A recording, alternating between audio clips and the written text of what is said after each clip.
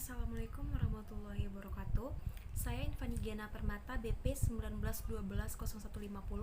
Di sini saya akan membahas isu etika bisnis, yaitu yang terkait dengan dana CSR PT Aneka Tambang tidak tepat sasaran dan penuh penyimpangan.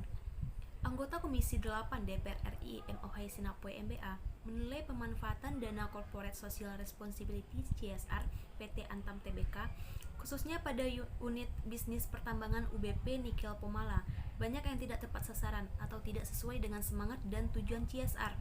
Bukan saja itu, pemanfaatan dana CSR baik itu Community Development Komdev maupun program kemitraan bina lingkungan PKBL terjadi penyimpangan dana prosedur penggunaannya. Menurut Ohai, terjadinya pemanfaatan dana CSR Antam yang tidak tepat sasaran itu akibat intervensi pemerintah baik itu provinsi maupun kabupaten yang terlalu berlebihan. Dia mencontohkan pemanfaatan dana CSR Antam untuk pembangunan Bandara Sangiani Bandera yang jumlahnya sudah mencapai sekitar 12 miliar.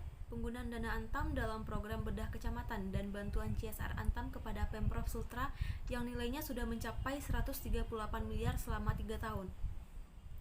Menurut Ohai, sesuai pasal 74 Undang-Undang Perseroan Terbatas UU PT Nomor 40 Tahun 2007, dana CSR harusnya diserahkan kepada masyarakat sasaran, baik itu secara langsung maupun melalui organisasi masyarakat pendamping.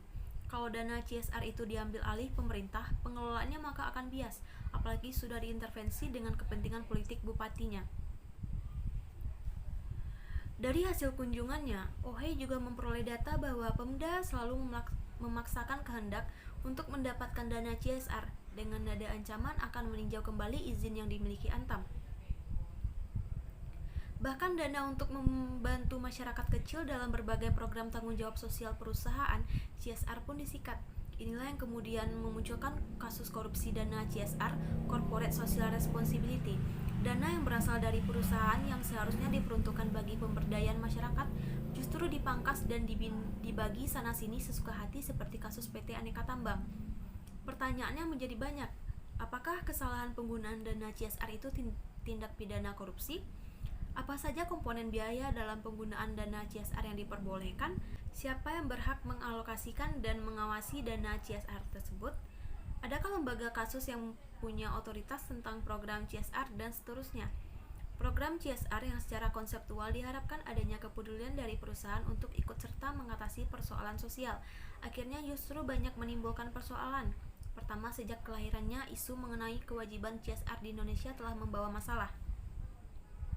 Kewajiban melaksanakan CSR bagi perusahaan-perusahaan yang diatur dalam Undang-Undang Nomor 25 Tahun 2007 tentang penanaman modal UU PM dan UU Nomor 40 Tahun 2007 UU PT tentang perseroan terbatas tidak bisa diterapkan secara sederhana. Mengenai besaran biayanya, dalam UU PM tidak disebutkan secara jelas jumlahnya dan sumbernya. Dalam UU PT, dana CSR wajib dianggarkan berdasarkan kepatutan dan kewajaran. Sedangkan dalam UU BUMN yang dijelaskan melalui Peraturan Menteri Negara BUMN Nomor 5 Tahun 2007 atau Permen PKBL mengatur dana PKBL sebesar 4% keuntungan bersih. Kesimpangsiuran aturan tersebut sangat potensial melahirkan konflik maupun untuk disalahgunakan. Saat ini masih banyak perusahaan yang bingung dalam menentukan besaran dana CSR. Akhirnya perusahaan hanya mengira-ngira saja. Kepatutan dan kewajaran yang dijadikan dasar adalah dari kebiasaan praktik sebelumnya. Yang perlu dicatat adalah yang pertama, dana CSR tidak boleh dipungut atau dikelola oleh pemerintah. Karena pada prinsipnya ini adalah dana perusahaan untuk masyarakat. Pemerintah tidak punya dasar untuk pelaporan pertanggungjawaban dana CSR. Pemerintah hanya boleh mengarahkan program CSR agar bersinergi dengan program pemerintah.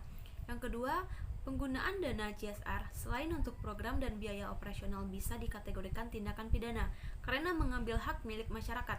Dan jika itu dilakukan oleh atau untuk pejabat pemerintah, maka masuk kategori korupsi. PT Antam cenderung memberikan ruang terjadinya penyalahgunaan wewenang oleh sejumlah kepala daerah atas kejahatan korupsi.